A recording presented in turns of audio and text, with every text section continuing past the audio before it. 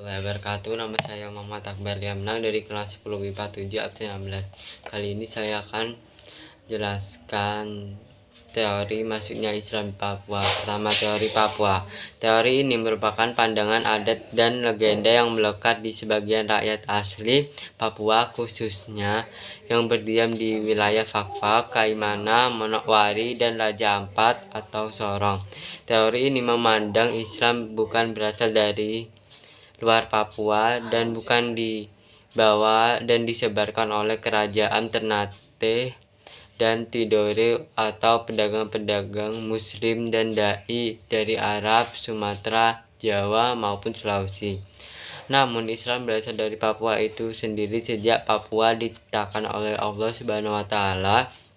Mereka juga mengatakan bahwa agama Islam telah terdapat di Papua bersamaan dengan adanya Pulau Papua itu sendiri. Dan mereka meyakini bahwa dahulu tempat turunnya Nabi Adam dan Hawa berada di daratan Papua. Kedua, teori Aceh. Studi sejarah masuknya Islam di Fak-Fak yang dibentuk oleh pemerintahan Kabupaten Fak-Fak pada tahun 2006 menyimpulkan bahwa Islam datang pada tanggal 8 Agustus 1360 Masehi yang ditandai dengan hadirnya Mubalik Desya Abdul Ghafar asal Aceh, Fatargama, Lampung, Rumbati, Fak-Fak. Penetapan tanggal awal masuknya Islam tersebut berdasarkan tradisi lisan yang sampai oleh putra bungsu Raja Rumbati, XV Strip Muhammad Sidik Bau, dan Raja Rumbati XV Strip 2 Haji Ismail Samali Bau. Mubalik Abdullah Ghafar berdakwah selama 14 tahun dari tahun 1360 sampai 1374 Masehi di Rumbati dan sekitarnya. Kemudian ia wafat dan dimakamkan di belakang Masjid Kampung Rumbati pada tahun 1374 Masehi. Ketiga, teori Arab.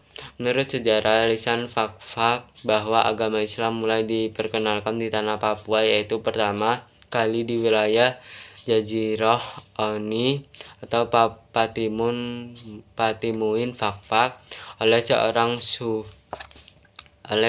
sufi bernama Syari Mauf Al-Qadar dengan gelar Syekh Jubah Biru dari negeri Arab yang diperkirakan terjadi pada abad pertengahan abad XV.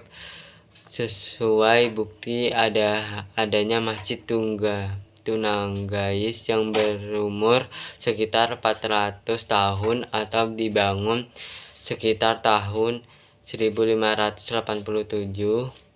Selain dari sejarah lisan dilihat dalam catatan hasil rumusan seminar sejarah masuknya Islam dan perkembangan di Papua yang dilaksanakan di Fak-Fak tanggal 23 Juni 1997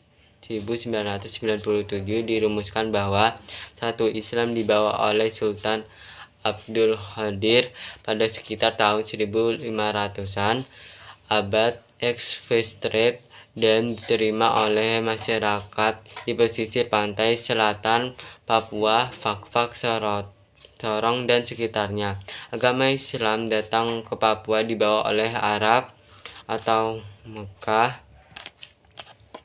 Keempat, teori Jawa. Berdasarkan catatan keluarga Abdullah Arfan pada tanggal 15 Juni 1946 menceritakan bahwa orang Papua yang pertama masuk Islam adalah Kalawen dan yang kemudian menikah dengan Siti Hawa Farauk, yaitu seorang mukhligat asal Cirebon. Kalawen setelah masuk Islam berganti nama menjadi Bayazid. Diperkirakan peristiwa tersebut terjadi pada tahun 1600. Jika dilihat dari silsilah keluarga tersebut, maka Kalawen merupakan nenek moyang dari keluarga Arfan yang pertama masuk Islam. Kelima, teori Banda. Menurut Harwan Hikholt bahwa Islamisasi di Papua, khususnya di Fakfak, diperkembangkan oleh pedagang-pedagang Bugis melalui benda yang diteruskan oleh Fakfak melalui Seram Timur oleh seorang pedagang dari Arab bernama Haweten At-Tamimi yang telah lama menetap di Ambon. Mikro juga mengatakan bahwa cara atau proses Islamisasi yang pernah dilakukan oleh kedua orang mubalik dari benda yang bernama Salahuddin dan Jaimun, yaitu proses pengislaman dilakukan dengan cara kitanan, tetapi bahwa ancaman penduduk setempat yaitu jika orang yang disunat mati, kedua mubalik tadi akan dibunuh. Namun akhirnya mereka berhasil dalam kitatan tersebut. Kemudian bentuk setempat berduyun-duyun masuk agama Islam. Keenam, teori Bancan. Kesultanan Bancan di masa Sultan Muhammad Al-Baqir lewat piagam kesiratan yang dicanangkan oleh peletak dasar Mamalaku Mulukiyah atau Moluku Kie Raha atau 4 kerajaan Maluku, yaitu Ternate, Tidore, Bacaan, dan Jailolo. Lewat walinya Jafar As-Siddiq 1250 Masehi melalui keturunan ke seluruh penjuru negeri menyebarkan syair Islam ke Sulawesi, Filipina, Kalimantan, Nusa Tenggara, Jawa, dan Papua. Menurut Al-Nord, Raja Bancaan yang pertama masuk Islam bernama Zainal Abidin yang memerintah tahun 1521 telah menguasai suku-suku di Papua serta pulau-pulau di sebelah barat lautnya seperti Waigeo, Misol, Waigama, dan Salawati. Kemudian Sultan Bacan meluaskan kekuasaannya sampai ke semenanjung Onin Fakfak di barat laut Papua pada tahun 1606 Masehi melalui pengaruhnya dan para pedagang muslim, maka para pemuka masyarakat pulau-pulau di pemeluk agama Islam, meskipun masyarakat pedalaman masih menganut animisme, tetapi masyarakat pesisir menganut agama Islam. Dari sumber-sumber tertulis maupun lisan serta bukti-bukti peninggalan nama-nama tempat dari keturunan Raja Bacaan yang menjadi raja-raja Islam di Pulau Raja Ampat, maka diduga kuat bahwa yang pertama menyebarkan Islam di Papua adalah Kesultanan Bacan sekitar pertengahan abad XV dan ditemukan pada abad XV1 berulah terbentuk kerajaan-kerajaan kecil di Kepulauan Raja Ampat itu. Ketujuh, teori Maluku Utara atau Ternate Tidore. Dalam sebuah catatan sejarah, Sultanan Tidore menyebutkan bahwa pada tahun 1443 Masehi, Sultan Ibnu Mansur atau Sultan Tidore X10 atau Sultan Papua I memimpin ekspedisi ke daratan Tanah Besar Papua. Sultan Bacaan tengah gelar Komalo Gurabesi Kapita Gurabesi. Kapita Gurabesi kemudian dikawinkan dengan putri Sultan Ibnu Mansur bernama Boki Tayin. Kemudian berdiri 4 kerajaan di Kepulauan Raja Ampat tersebut adalah Kerajaan Salawati, Kerajaan Misol, Kerajaan Sailolof, serta Kerajaan Batanta dan Kerajaan Waigeo. Dari Arab, Aceh, Jawa, Bugis, Makassar, Bunton, Benda, dan Seram, Geram, dan lain-lain. Masa abad X1V sampai XV memiliki arti penting dalam sejarah budaya Nusantara, di mana pada saat itu ditandai hegemoni Majapahit sebagai kerajaan Hindu-Buddha mulai pudar. Sejak zaman itu muncul zaman baru yang ditandai menyebarnya Islam melalui jalur perdagangan Nusantara. Melalui jalur damai perdagangan itulah Islam kemudian semakin dikenal di tengah masyarakat Papua. Kala itu penyebaran Islam masih relatif terbatas di kota-kota pelabuhan. Para pedagang dan ulama menjadi guru-guru yang sangat besar pengaruhnya di tempat-tempat baru. Pendapat lain mengemukakan bahwa perkembangan agama Islam di Fak-Fak dikembangkan oleh perdagangan suku Bugis melalui benda yang diteruskan ke Fak-Fak melalui Seram Timur oleh seorang pedagang dari Arab bernama Hawetan At-Tami yang telah lama menetap di Ambon. Proses Islamiyah di wilayah Fak-Fak dilakukan oleh jalur perdagangan, pendidikan non-formal, dan politik yang dimasukkan dengan menyebaran dakwah melalui saluran politik ialah bahwa atas jasa yang upaya-upaya raja yang petuanan dan keluarga-keluarganya, maka Islam turut disebarkan. Kedua, pengaruh masuknya Islam di Kabupaten Fak-Fak pada diketahui dengan adanya ditemukannya masjid-masjid kuno peninggalan kerajaan Islam yang pernah berkuasa di wilayah tersebut, diantaranya Gong Beduk, Masjid Rebana yang digunakan pada satu upacara maulid, songkok raja, tongkat jis, dan tanda raja dan adanya silsilah kerajaan dari kerajaan Ati-Ati. Masjid-masjid kuno yang ditemukan tersebut tersebar di beberapa tempat, diantaranya Masjid Patimbu, Masjid Werpigan, dan Masjid Merapi.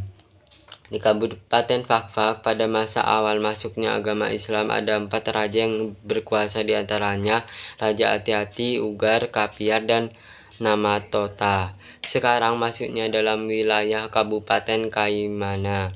Masing-masing kerajaan tersebut mendirikan masjid, dan masjid tersebut digunakan sebagai sarana untuk menyebarkan agama Islam. Akan tetapi masjid yang didirikan oleh Raja Ati-Ati pada saat itu pada umumnya tersebut dari kayu sehingga tidak bisa lagi ditemukan wujudnya maupun sisa-sisanya. Satu-satunya masjid yang ditunjukkan oleh keturunan Raja Ati-Ati adalah Masjid Werpigan yang dibangun pada tahun 1931 oleh Raja ke-9. Sekian dari saya. Wassalamualaikum warahmatullahi wabarakatuh. Di sini saya akan menjelaskan nama-nama kerajaan, yaitu 1. Kerajaan Humbati. Salah satu raja, mantan raja dari kerajaan Humbati adalah Patipi. Beliau sudah memerintah sejak lama. Beliau dikenal karena keinginannya memperkenalkan dan membawa Islam kepada orang-orang di sekitarnya. Keberadaan dinasti raja ini adalah dinasti kedua yang mana pernah memerintah di Patipi. Raja pertama masih dalam pemerintahan di abad ke-20. Bahkan sempat diperintah olehnya selama 2 kali periode raja pada waktu itu. Ketika dinasti kedua memerintah, raja yang memerintah kini adalah sebatas wilayah Raja Bupati, yaitu Raja Patipi. Ketika Raja Bupati, Ahmad Iba dianggap sebagai penguasa ke-6 kerajaan Patipi. Ketika saudara kandungnya, Raja Usman Iba, meninggal,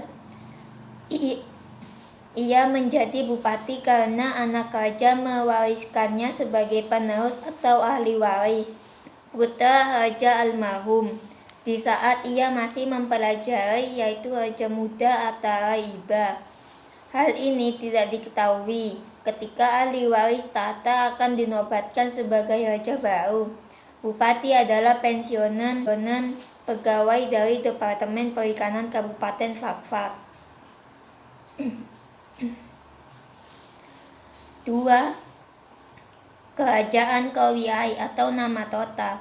Dari silsilah Raja Namatota diketahui bahwa Raja Namatota pertama yakni Ulan Tua telah memeluk Islam hingga sekarang diketahui merupakan generasi kelima.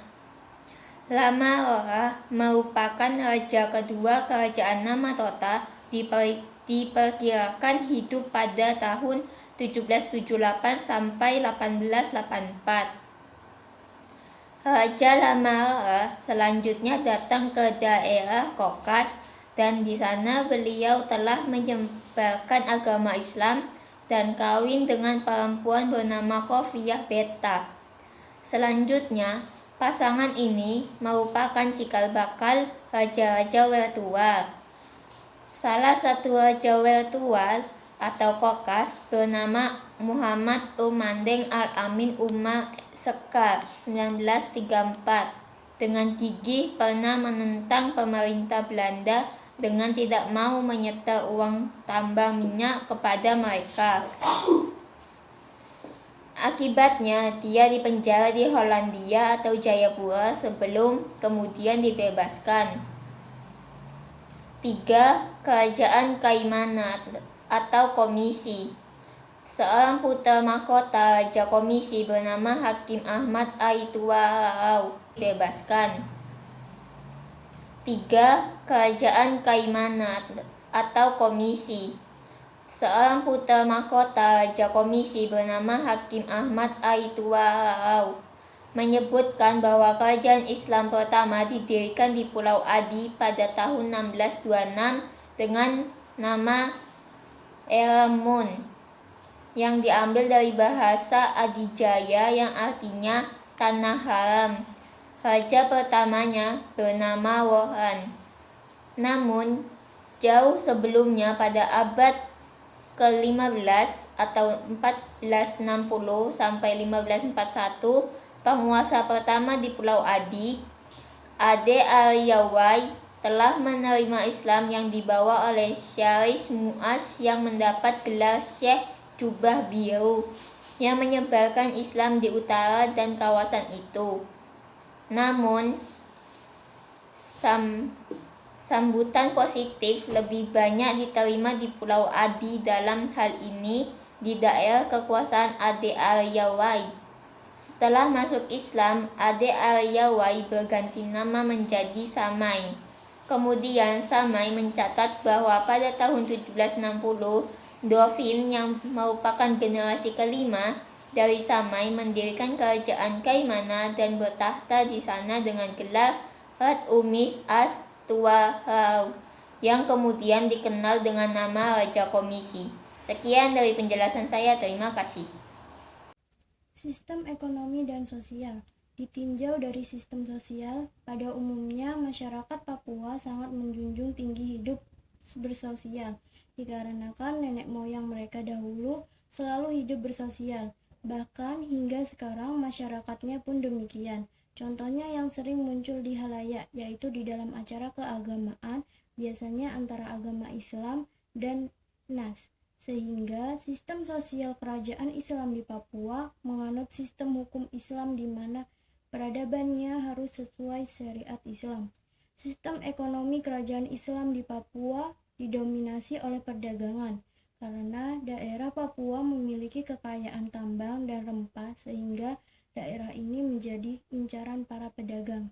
Sementara itu, Ternate Tidore memiliki mineral dari bahan pangan yang banyak, sehingga terjadilah hubungan politik dan perdagangan antara Kepulauan Raja Ampat dan Fakfak dengan pusat kerajaan Ternate dan Tidore. Untuk daerah pesisir, sistem perekonomiannya lebih didominasi hasil oleh nelayan. Hasil budaya dan peninggalan.